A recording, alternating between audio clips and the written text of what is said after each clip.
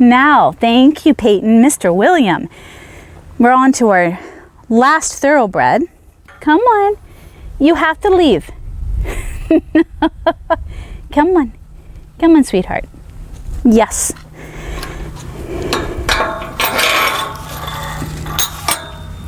So again, just while Peyton's standing there, you can just stay there, hon, and hold Billy. Let's look at Billy just the way he's standing right now. So the best time to kind of assess a horse too, you guys, is just look at him when there's no pressure on him, when, oh my, look at his hind back here, he's swollen. Oh boy, he must have gotten kicked. Something happened back here. Yep, he's got a mark right there. So you must have gotten kicked, love. Oh my gracious, that's not good. Well, that's new.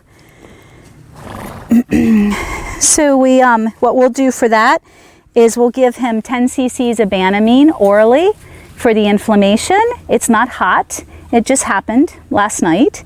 And we'll also put ice packs. I always have leg ice packs because horses get kicked, which is what happened because you can see the mark on the inside. You can feel it. So we'll ice him down and Banamine him. And, but we're going to go ahead and see if this is affecting his movement, because it might not. It might be that superficial because it's not hot. But you can look at his spine.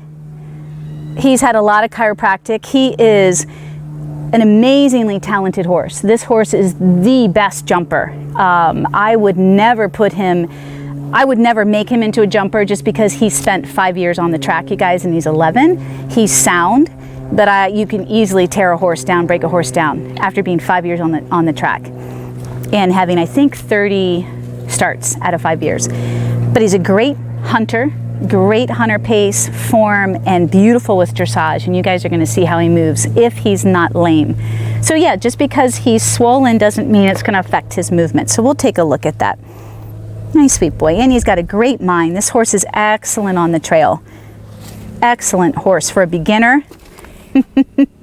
Okay, guys, come on. Jojo. No, we're not grooming each other. Come on, babies. Thank you, Peyton. Come on, Peppa. You can groom him later. Come on. Come. Come. Good. Good boy. We have some happy horses. So let's go ahead. Let's bring you in here and we'll take a look at his feet and we'll take a look at his body from above. Come here.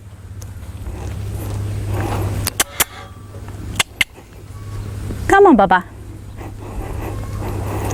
So when Billy came to me a few years ago, when I got him, he had horrible thrush and white line disease, and that crippled him. And so we have slowly been, I'm on my 4th farrier in a year, you guys, and I think I found the one. Yes, my 4th farrier in a year. It is so disappointing, and I keep firing them because of my horses, and Billy's one of the horses. Billy had front shoes for a while. He kept throwing the shoes every week. I kept saying to my former, not my current farrier, what's going on here? He doesn't have I knew enough. He doesn't have enough hoof wall. What can we do for that? And plus my farrier did not he did not melt the shoe and hand mold it like my new farrier does. He just made the shoe fit, and they just kept coming off no matter what. And, you know, we come to find out that yes, this horse does not have a thick hoof wall, so he can't hold the nail to begin with. It's also how you put the nail in, and there are different lengths of the nails. He also has a thin sole like Joey, and the reason why these two do specifically is they both suffered from stress founder from their racing career. So you can also see that Billy's got some white marks. Joey did too on this side of his leg, and that's pin firing, I assume. So that's just a way of trying to help stimulate the horse when they have gone lame at some point in their racing career. So his hoofs test out great. We are still building them. He's on a supplement. We have a new farrier, and we use not a conditioner, but we use turpentine to help toughen up the sole right now. But let's take a look at his foot.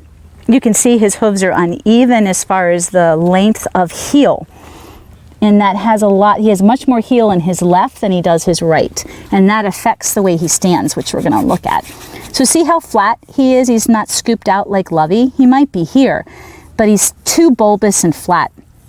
And no matter what horse you're looking at, you shouldn't see this. It should be scooped out like Lovey or Sundance. We didn't look at Sundances, but believe me, they're scooped out. So this is not good. So he's constantly hitting his sole, and it's, you know, especially when it's damp out, you can just push all of this right in. It makes the horse more susceptible to bruising as well as abscesses. So you have to be careful. But we can see that it's not too flared out. He's wearing it somewhat evenly, but if I were to put my finger down the middle of it, here or even in the front, he's a bit off balance, isn't he? Because the angle, he's a bit off balance. So it's how he's carrying himself. He's a beautiful mover, trust me, but he also gets tight, and the tightness is a reflection of his former career and the damage that they did. So he continually gets chiropractic, and again, he's not in a, he hasn't really had a year of foundation training like Sundance and Lovey have had. They've had more than that. So, or Smokey or Legend, so they always carry themselves well. Take a look at Joey real quick, and you'll see how he's parked out, guys. This is perfect. So if Joey just stands normal, he parks his hind end way out, and it should be underneath of him. And if you look at, let's look at, if you back up Sabrina and take a look at Billy, he's much more underneath himself, isn't he? He's much more. And that is a first indication just off the bat when you look at a horse that you know that they're going to be more balanced, and they're going to be more, track up more easily and carry their weight on the hind end. That's an excellent sign right off the bat. All right, Bubba. So let's get above and take a look at him. If you want to come on over here, and I'll get him as lined up as possible.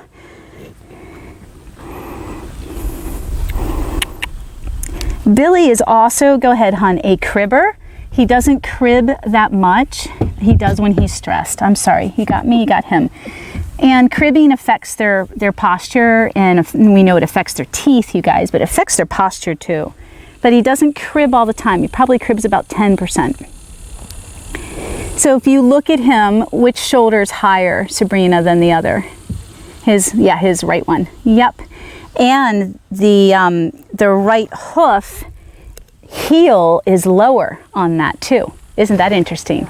So we're still dealing with the after effects of his racing career after 3 years, you guys. So, you know,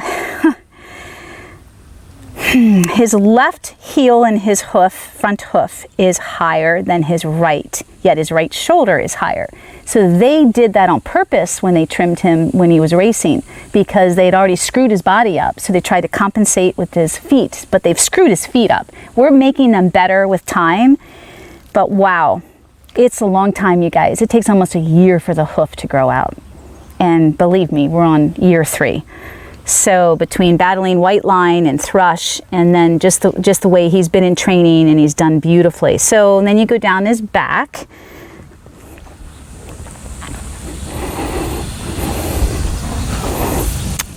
And then hopefully we'll see how he moves. So he's a little concave here. He dips in on his haunches.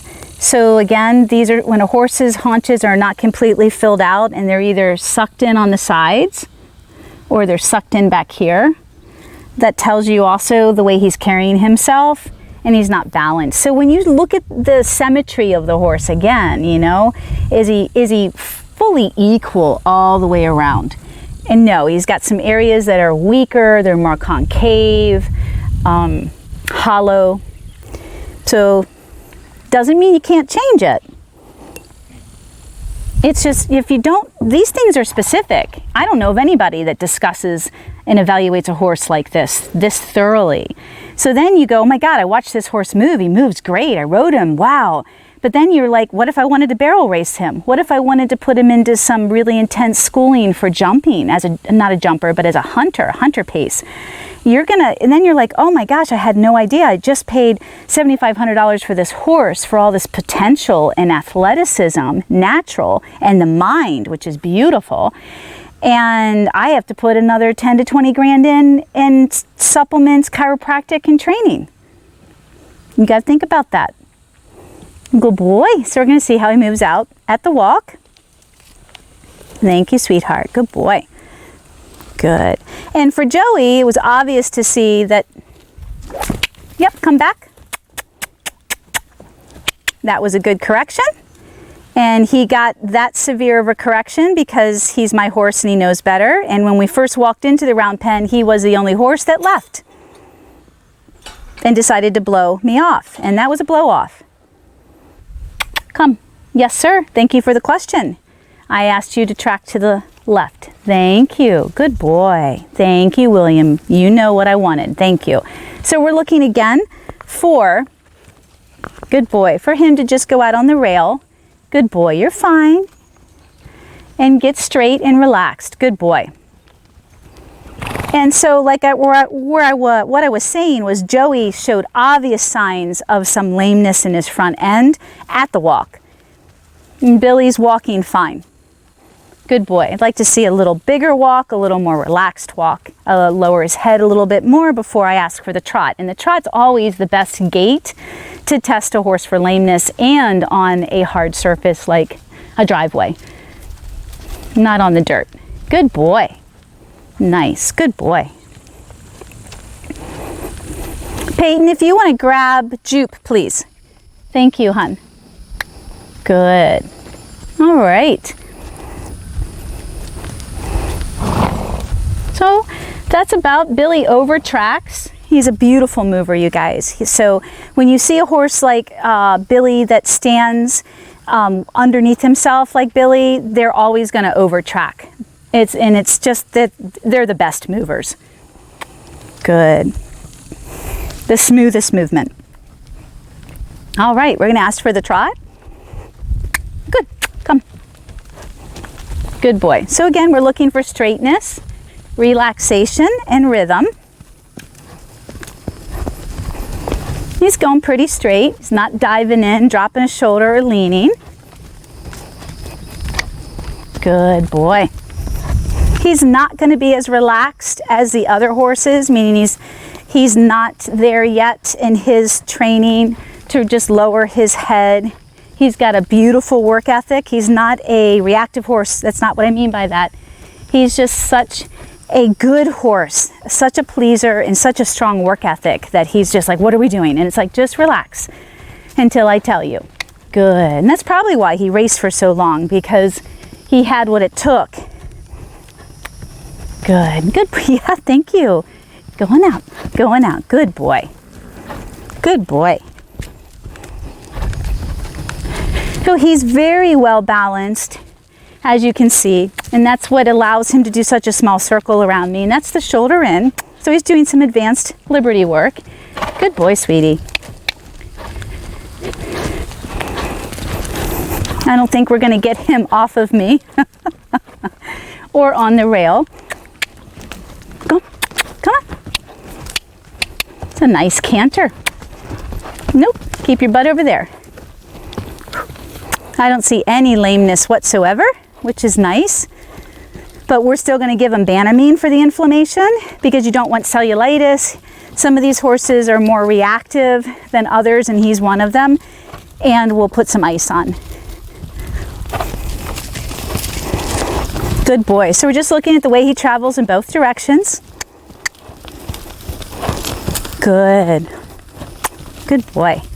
And he's very different than Joey. Joey has a lot more complications in his movement. Good boy, Bubba. I'm going to ask for the canter. I know you're happy. He came well underneath himself. What a beautiful canter. Beautiful. Good boy. Beautiful. So when he made that turn, you guys, he really sat back and held all of his weight in his hindquarter and lifted, almost did a little bit of, not a roll back, a little bit though. So yeah, this guy's really talented. He just may not look, his back may not look as great as Lovey. Now he's out of shape too, and he hasn't had the level or the years of schooling, foundation training that the girls have had. So you have to put that in perspective, that just because he still has a little bit of a roach back from his racing career, and we have a higher shoulder than the other, and we're still dealing with leveling out the heel in both front, he's a phenomenal mover. He's never been lame. I don't train that way. We go so slow anyway. We can detect anything that doesn't feel right and back off or stop immediately or fix it, obviously. So I just want to, this is a horse that is for sale, and he is 11 and he is off the track, and I just, you guys, here you are. You know, he's a cribber. He doesn't crib all the time.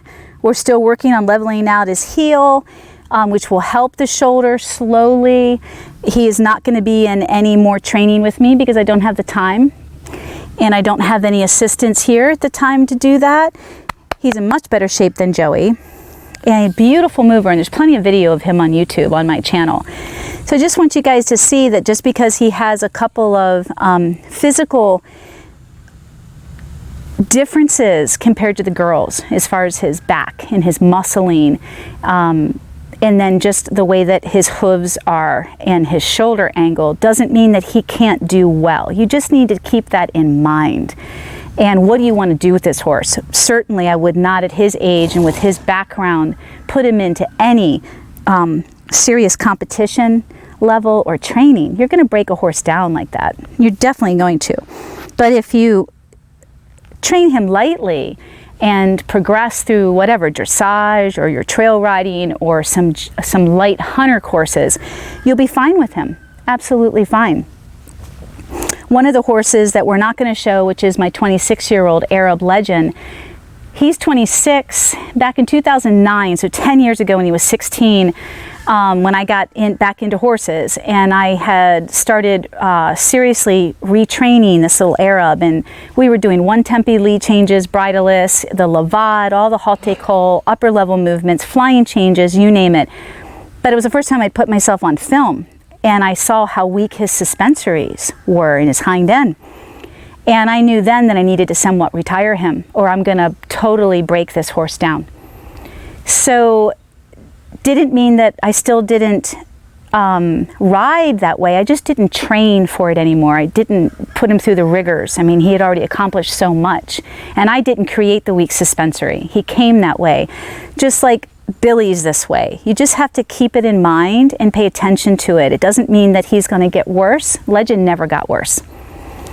So just some stuff you guys have to keep in mind when you're looking at a horse and making your pros and cons list, and you could say, oh my gosh, this horse has everything I'm looking for, you know, personally trained by so-and-so, great mind, great temperament.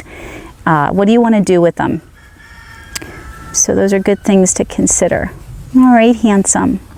Yeah, thank you. All right, so as far as on the scale of is he a great, good, or below average pre-purchase? I'd say he's in between good and great. He wouldn't be great because he's had such a long racing career, and I know that things are going to show up eventually if you were to put him into any really hardcore training or competition. But he certainly is above good, by far, especially temperament, and look how he stands, and balance and athleticism, his mindset. He's definitely above. He'd be like a solid B, not an A+ like the girls, but a good B right now. So you just have to keep that in mind, and then can you negotiate the price? All right, come on, handsome.